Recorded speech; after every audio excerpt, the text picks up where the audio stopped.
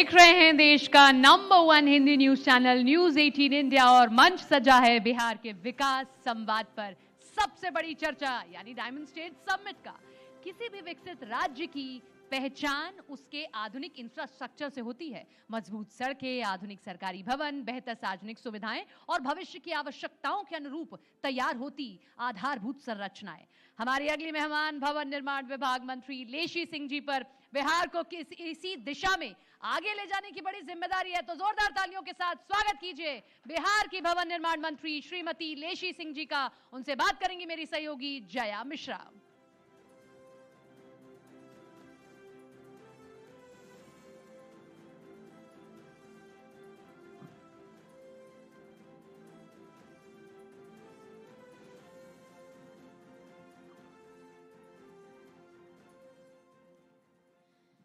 लेसी सिंह जी, आप बहुत शांत रहती हैं। कहीं भी मैं आपसे अब तक जितनी बार भी मिली हूँ, जितनी बार भी आपको देखा है, बहुत शांत रहती हैं।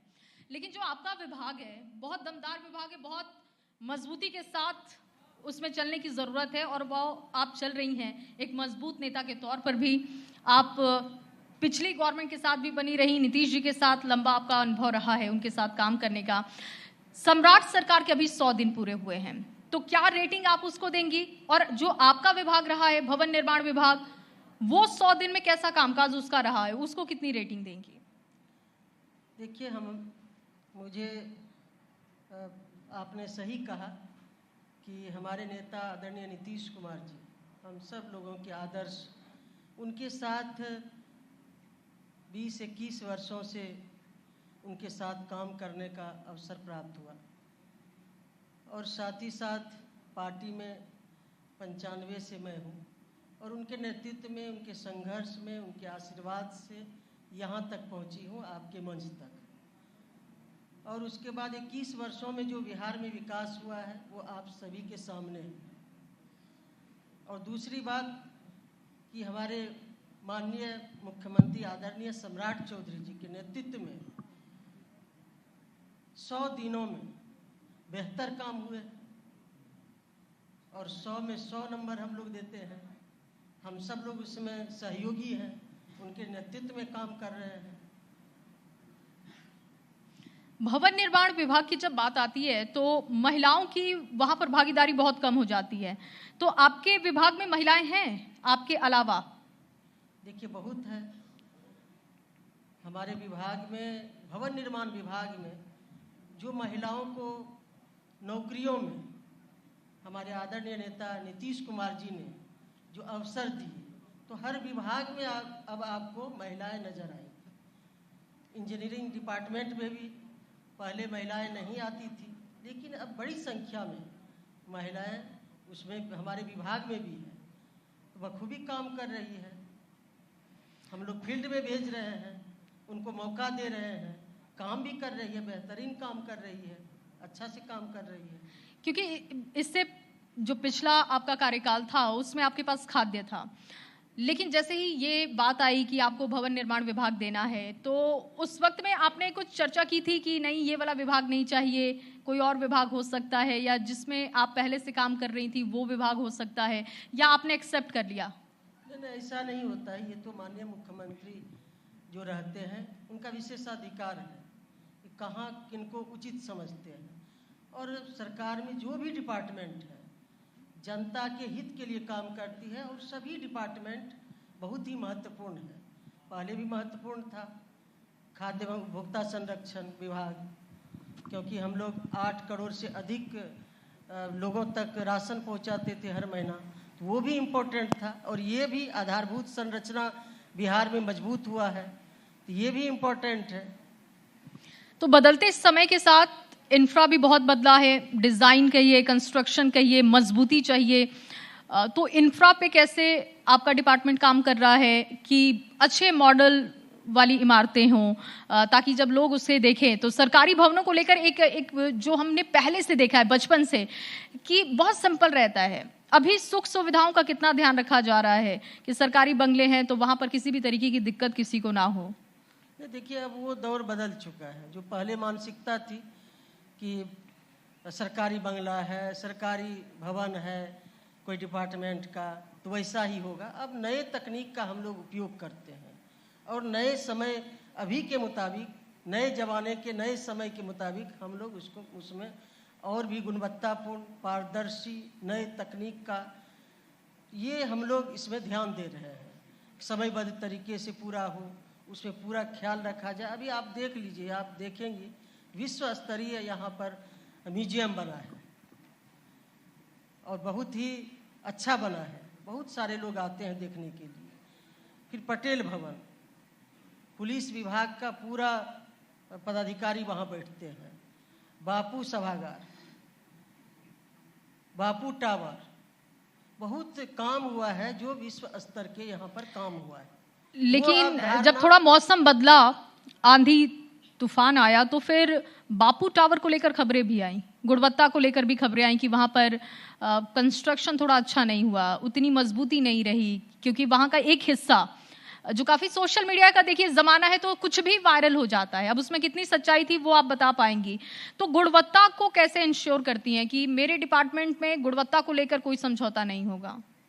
उसमें भी हम लोग देखे हैं, बहुत तेज आंधी आई थी, इतना कम समय का था, लेकिन बहुत सारा जो है, बहुत पटना में बहुत वृक्ष गिरे थे, बहुत ये हुआ था, तो लेकिन उसमें थोड़ा बहुत हुआ था, जितना दिखाया गया उतना था नहीं।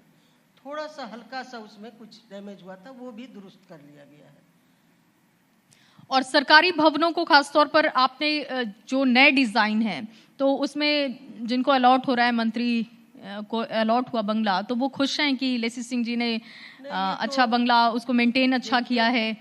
हर की शिकायतें भी आती हैं, कोई ये कहता है कि मेरे बंगले में ये चीज़ अच्छी नहीं है। हम लोग की जिम्मेदारी है भवन निर्माण विभाग का, जो भी सरकारी क्वार्टर है, या एमएलए के लिए हो, या मंत्री के लिए हो, या ऑफिसर्स के लिए हो, समान रूप से उसमें जो मूलभूत सुविधा होनी चाहिए वो अभी के समय के मुताबिक पूरी व्यवस्था रहती है।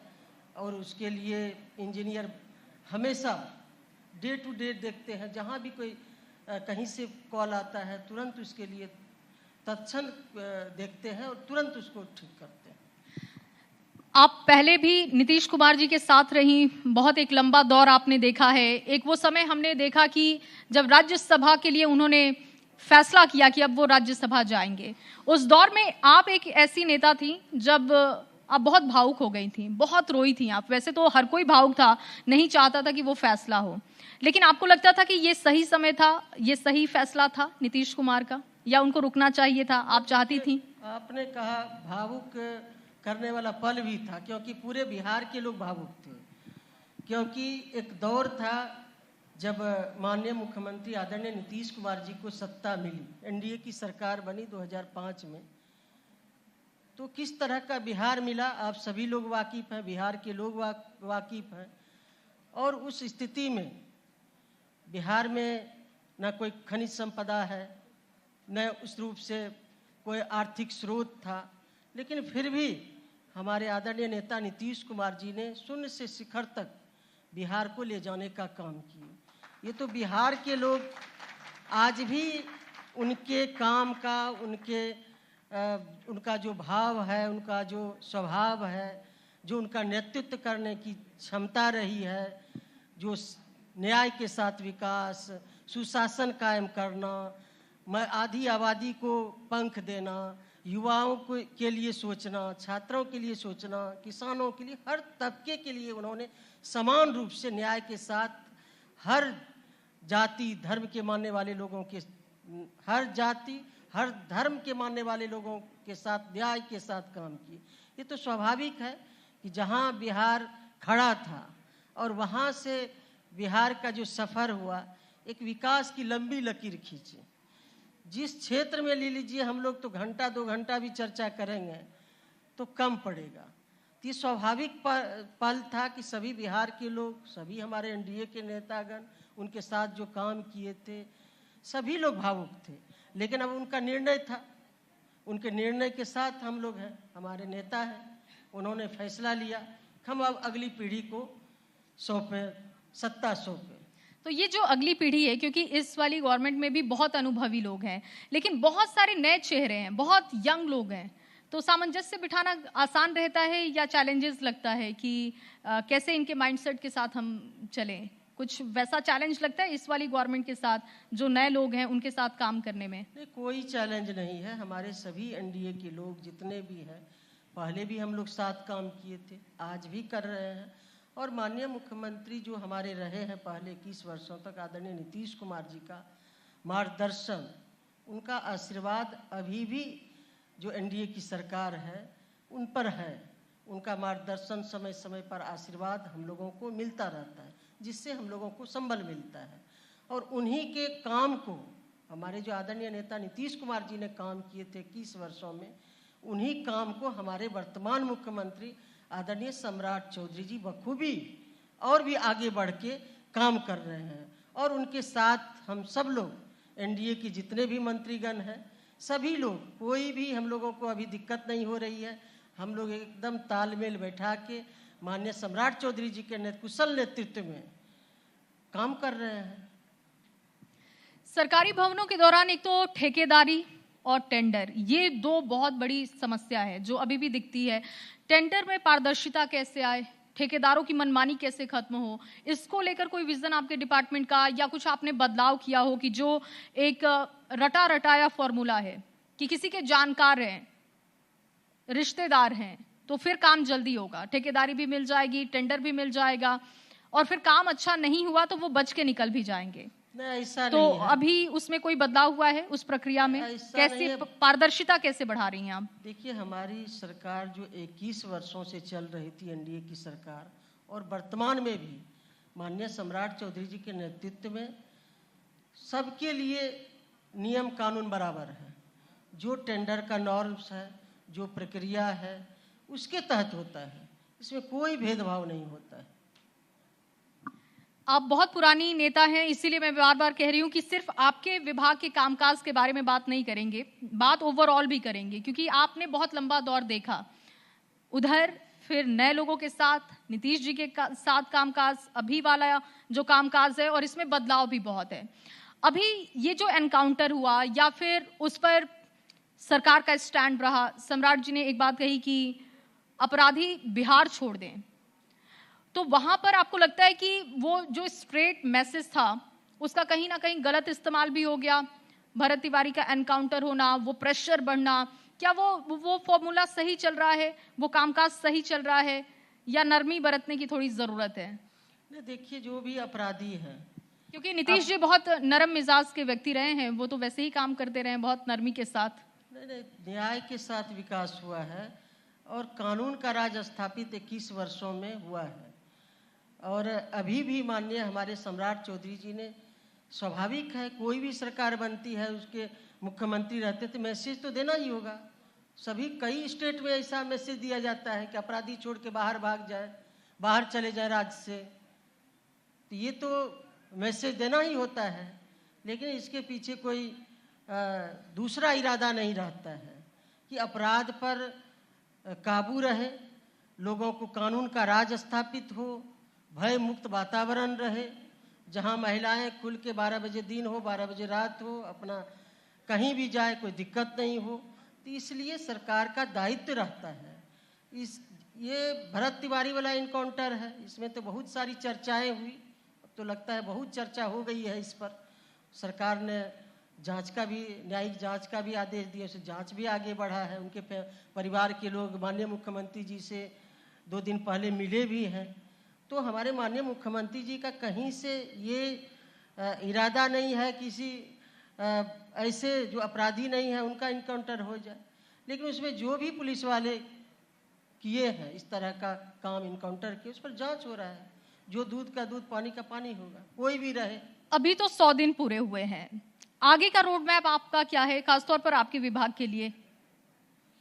देखिए, हमारे विभाग में बहुत सारे काम पाइपलाइन में है, बहुत सारा काम, अभी हजारों करोड़ की योजनाएं चल रही है। क्योंकि इसमें समय लगता है, डीपीआर बनता है, टेंडर होता है, टेंडर प्रक्रिया में 3 महीना लगता है, ये अनवरत काम चलते रहता है। और डिफरेंट विभाग का जो योजना है, उस विभाग का योजना का कंस्ट्रक्शन करना भवन निर्माण विभाग का काम है। तो वर्तमान में कोई बड़ी परियोजना ऐसी जिसके बारे में आप बताना चाहेंगी, कोई बड़ा प्रोजेक्ट जिस पर काम चल रहा है? देखिए बहुत सारा काम चल रहा है। अभी अनुमंडल स्तर पर 720 बेड का एसटीए बालक आवासीय विद्यालय चल रहा है, उसका छात्रा हॉस्टल बन रहा है, वहाँ पर प्रिंसिपल का क्वार्टर बन रहा है करीब 50 करोड़ की योजना की लागत से। कहीं ओबीसी छात्रावास बन रहा है, कई बन रहे हैं, सैकड़ों की संख्या में बन रहा है। और भी प्रखंड स्तर पर प्रखंड कार्यालय, अंचल कार्यालय भवन बन रहे हैं, फिर पंचायत स्तर पर पंचायत सरकार भवन बन रहा है। यानी कि अभी 1000 करोड़ की योजना रन कर रहा है और भी कई पाइपलाइन में है, बड़ा बड़ा प्रोजेक्ट भी बनना है। तो लगातार इस पर काम हो रहा है और आप भरोसा दे रही हैं कि इंफ्रा पे नए तरीके से भी सरकार काम कर रही है, आपका विभाग काम कर रहा है। बहुत शुक्रिया लेसी सिंह जी, अपना समय निकालने के लिए, बातचीत करने के लिए। जोरदार तालियों के साथ धन्यवाद कीजिए लेसी सिंह जी का।